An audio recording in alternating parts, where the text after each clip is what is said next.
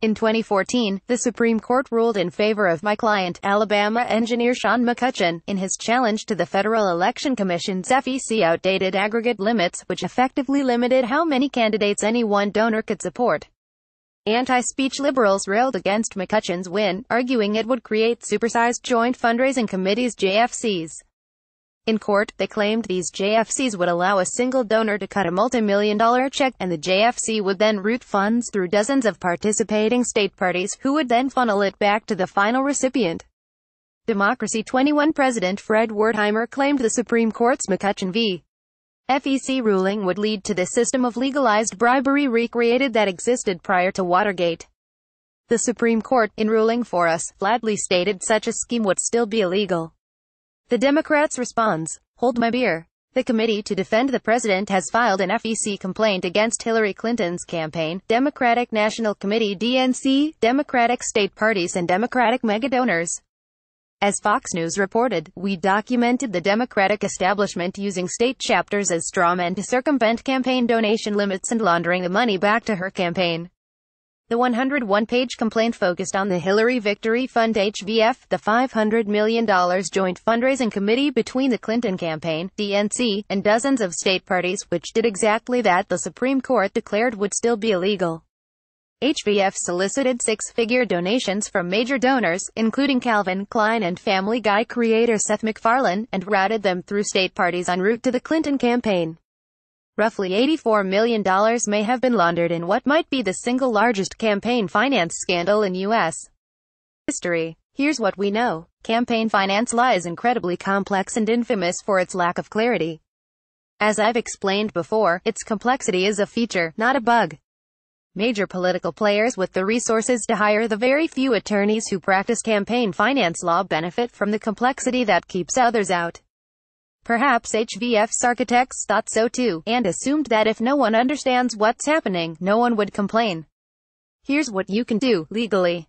Per election, an individual donor can contribute $2,700 to any candidate, $10,000 to any state party committee, and during the 2016 cycle $33,400 to a national party's main account. These groups can all get together and take a single check from a donor for the sum of those contribution limits. It's legal because the donor cannot exceed the base limit for any one recipient. And state parties can make unlimited transfers to their national party. Here's what you can't do, which the Clinton machine appeared to do anyway. As the Supreme Court made clear in McCutcheon v. FEC, the JFC may not solicit or accept contributions to circumvent base limits through earmarks and strawmen that are ultimately excessive. There are 5 separate prohibitions here. On top of that, six-figure donations either never actually passed through state party accounts or were never actually under state party control, which adds false FEC reporting by HVF, state parties, and the DNC to the laundry list. Finally, as Donna Brazile and others admitted, the DNC placed the funds under the Clinton campaign's direct control, a massive breach of campaign finance law that ties the conspiracy together.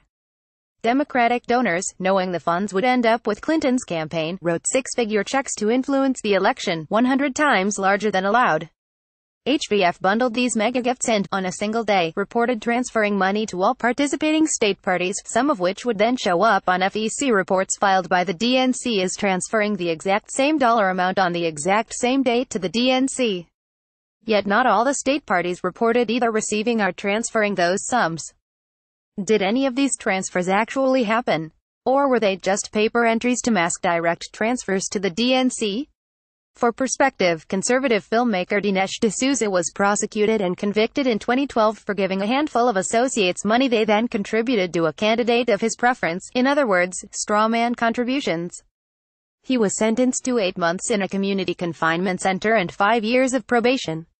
How much money was involved? Only $20,000. HVF weighs in at $84 million, more than 4,000 times larger, so who should be worried?